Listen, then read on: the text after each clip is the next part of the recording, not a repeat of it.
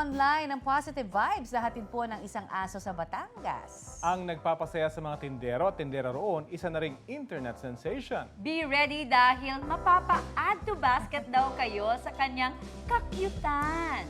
Yan o, move away dahil dadaan ang animoy hari ng Santo Tomas Public Market. Meet Kobe, ang resident Paul Lencero. Hilig daw kasi magbitbit ng mga gamit kaya ginawang sidekick ng among si James. Kaya kung kailangan daw ng tulong sa pamamalengke, Kobe, out your service. 180,000 na ang views ng video. Trending!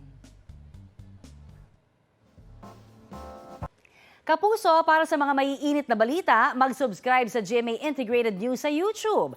Sa mga kapuso naman abroad, subaybayan nyo kami sa GMA Pinoy TV at sa www.gmanews.tv.